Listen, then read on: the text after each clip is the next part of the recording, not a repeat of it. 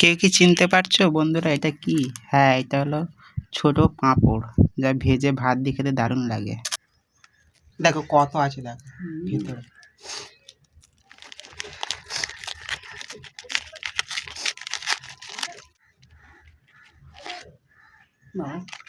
প্রায় 16টা পাঁপড় আছে, ভাবতে পারছো? মানে 16টা পাঁপড়। এই পাঁপড় খেতে দারুণ লাগে।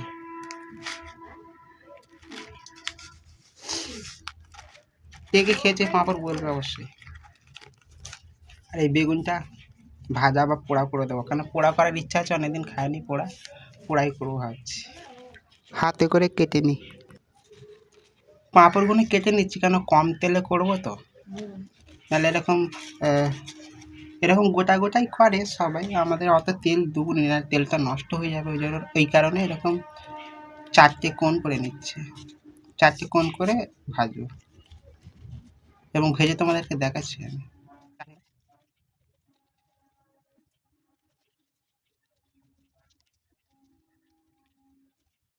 তো অনেকগুলো হয়ে গেছে, এবার ভাজবে একটুখানি কম তেলেও ভাজা যাবে, এরকম করে দিলে তোমরা গোটা গোটা ভাজলে ভাজবে।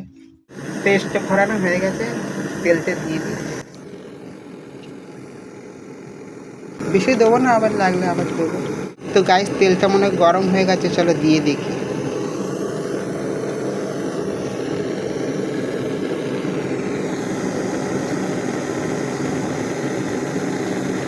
দেখো কি, দেখো কি সুন্দর হচ্ছে, দেখো।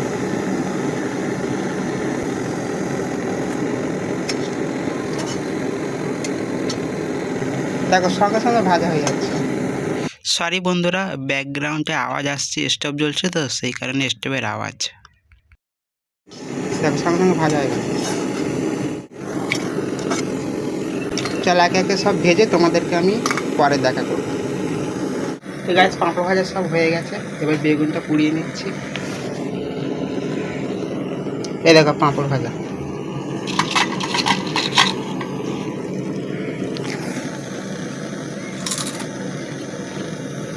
পাঁপড়টা আমি একটু ট্রাই করছিলাম খেয়ে, সব ঠিক আছে, তবে পাঁপড়টা একটু নুন ভাত দিয়ে খেলে কিছু মনে হবে না। এবং বেগুন পোড়া কার কার ফেভারিট বলবে, প্রায় আমি 6 মাস পরে খাচ্ছি।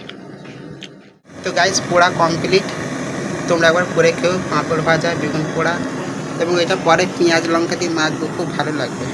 তোমরা একবার ট্রাই করে দেখবে একবার, দারুণ লাগবে ভাত দিয়ে খেতে। এই দিয়ে ভাত খাওয়া যাবে পোড়া বেগুন পোড়া দিয়ে। তা সবাই ভালো থেকো, আবার পরে দেখা হবে তোমাদের সাথে। বাই।